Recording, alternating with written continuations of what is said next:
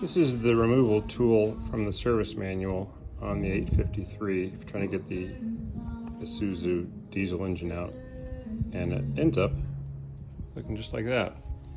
And at first I kind of poo-pooed the idea, but then I am a one-man rodeo, and every other video I saw people removing the engine had them with two guys, one with a loader, another guy down underneath going up, down, left, right. I did not have that option, so I went ahead and built it. And boy, some engineers spend a fair amount of time figuring out where the center of gravity is on this thing, because it worked like a home run when you got it out. So it's pretty simple. It's three parts.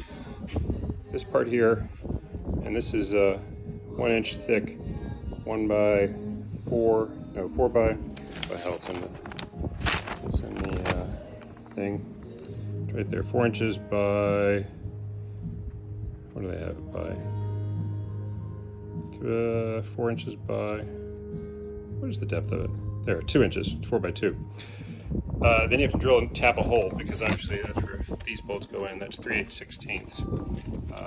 And then so that's pretty simple, cut and dry. And they give you the thickness. It's 1.5 inch square tubing, 1/4 inch thick. Then this piece here is just 1/4 inch thick as well, 2.5 by 2.5 angle iron. And then you cut, I didn't cut that all the way so I could bend it. You bend that at a 45-degree angle and then weld these gussets on so that it mates on that guy.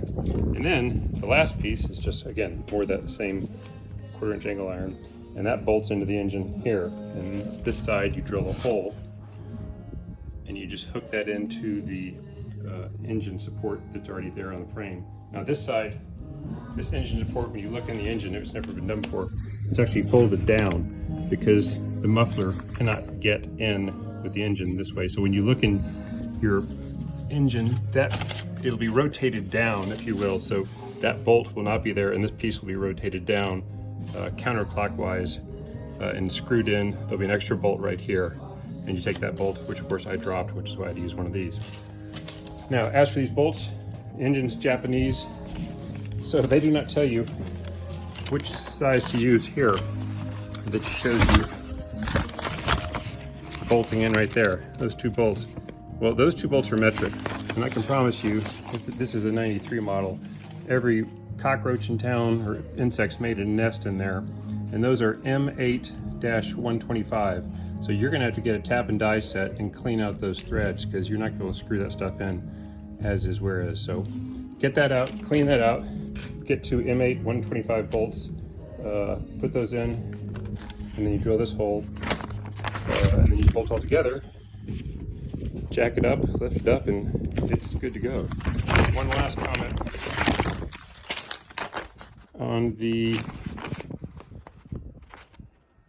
had a circle. I did just more square tubing, right? Because I didn't have a circle. That was pretty easy.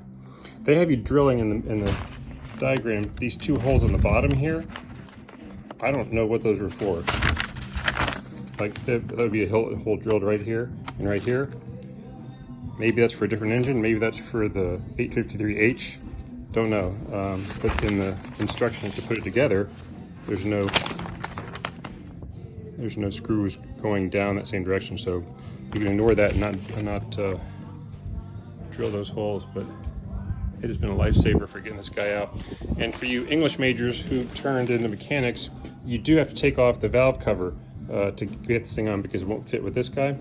And that gives you foreshadowing, for you English majors are referred to.